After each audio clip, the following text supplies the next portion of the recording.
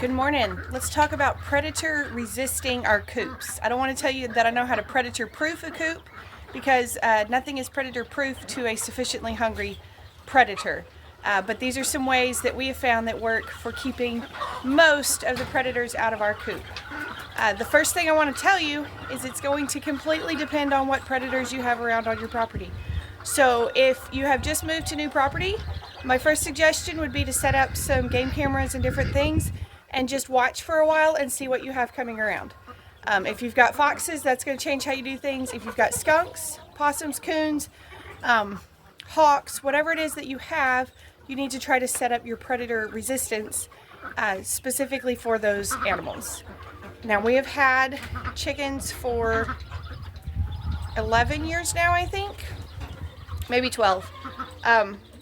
We have lost significant numbers of animals to predators, sometimes all in one night. We have gone years and not lost anything to predators, and we've been somewhere in between. So I've learned a few things that work, and that's what I want to try to tell you today. I'll start with our brooder because it is probably the most predator resistant. In fact, if I was going to call one of our housing structures predator proof, it would be this one. So this is just where the chicks go.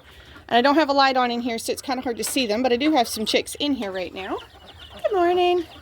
So our brooder is made out of 1/2-inch hardware cloth and plywood.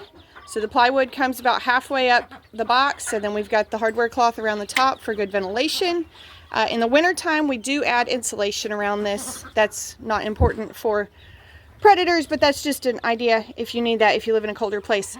And then we have the latch on here. Now, we have never put a clip or a lock in this, but we set it up where we could if we had a coon or something, because they will fiddle with that and get it open if they want in. This does keep rodents out, which is important because rodents will eat chicks.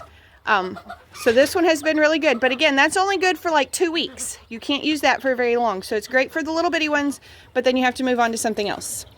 The rest of this pen is sort of our next most secure, except for over by the door where I gotta clean out the dirt so it'll close better. So the bottom of this whole pen is made out of these fence pickets, and these fence pickets are buried about 6 inches deep on the outside. Chickens are amazing earth movers, so they have dug out the pickets on the inside. I don't know if you can see through this crack. That's where the dirt is on the outside. So that's kind of the important part because that's where things would be trying to dig in. If you have digging predators, it is helpful to also bury some wire on the outside of that or some rocks along the top to try to keep them from enjoying that dig as much to be able to get in here. So solid bottoms and buried on the outside to keep predators out is a secure method. On the rest of our pens, instead of pickets, we've used the metal on the outside. This was an outside wall up until less than a year ago, so that's why it's got the metal here. And then we do not use chicken wire on anything. We use 2x4 welded wire. Now I want to stop here for a second because if you have certain predators, this is not going to work for you at all.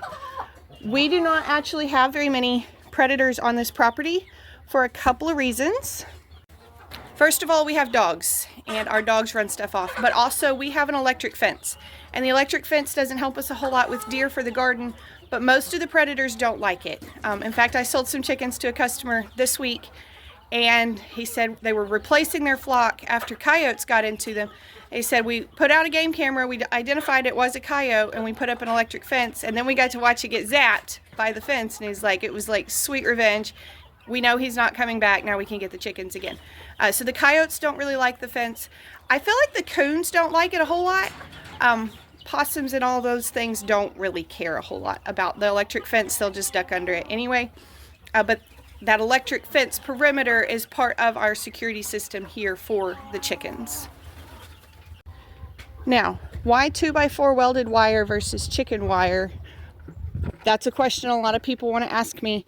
Chicken wire is just not as strong. This chunk right here is the only piece of our coop left that is chicken wire, and that's because somebody gave us a roll of chicken wire. I guess they were selling out of chickens or something, probably because they housed them in chicken wire. And so I just used it up on this. This is not very strong. So this is new and has not rusted out at all, so it's still holding fairly good, but you can see even that it stretches and bends and moves. Anywhere that it's down in the ground, it rusts through very easily. So this is like our last little chunk of chicken wire, and we watch it closely to make sure that it's not getting torn up, because once it gets torn up, it needs to be replaced with the 2x4 welded wire.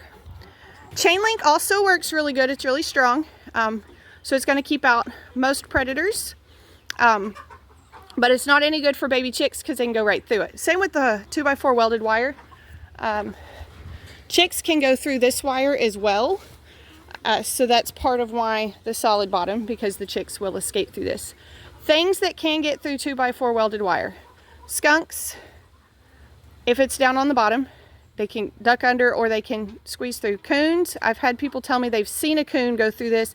I'm not sure I believe it. I believe there was a hole there first, but I've had multiple people tell me that they've had a coon go through that. So I guess I'll throw that out there as a warning. So some things can get through. Rodents and snakes can definitely get through this wire, but the only way you're really keeping rodents and snakes out is hardware cloth on the whole pen, and that's going to get costly depending on how big your pen is. If it's a small pen, go for it. That's a great plan. So then we have the question of what does each predator do? Now I saw a farm the other day that was like, wow, that's a good reminder that not every predator behaves the same in every situation. It's going to depend on what else is happening around. If you're in an area where they've recently built a whole bunch of little ranchettes and they've got like 3 to 5 acres, but it was woods last year, you're going to have more predators and they're going to be a little bit more desperate predators. So you're going to have to be a little bit more careful.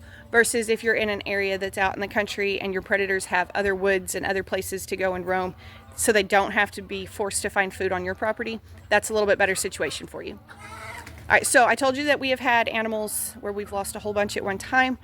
The worst for us was skunks. We would have skunks get in. They'd get in the nest boxes and eat the eggs. They'd come under and kill the chicks. One night I stupidly forgot to go out and close the gate after the chickens had been out all day, and the next morning there were dead chickens everywhere. And a skunk, in our experience, the skunks kill them, eat the heads off or pull the heads off, and then leave. They don't even eat much of the bird. Dogs, a lot of times, if dogs come after your animals, they will kill for fun. Dogs usually don't eat, but they chew up the back. So the back of your bird will be all bleh. Because they just sit there and gnaw on it until they get bored and leave. Possums, in our experience, only come in and eat the grain. They don't care anything about the chickens. They don't care anything about the eggs. The farm that I saw the other day, they said that they like skunks near their coop. They have skunks that live under their coop, and they encourage them to be there by throwing them apple peels and that sort of thing, because the skunks keep the possums and coons away, and on their specific farm, the possums and coons are the ones that cause trouble. We have not had a coon come into our coop, but coons are kind of like skunks. They just go in for fun, and of course they're smart and they have good fingers, and so they can really get into those pens and really make a mess. So if you think you have coons, that's one to really pay attention to. But again, dogs, if you can get your own dogs safe around the flock, not stray dogs, not dogs that are chasing the chickens, but your own dogs kind of running other things off. If you can have an electric fence, keeping a border around them. If you can have good wire, not chicken wire, hardware cloth, chain link, 2x4 welded wire, those are the ones I recommend. Bury if you can. If you think you're going to have digging predators, keep something solid along the bottom.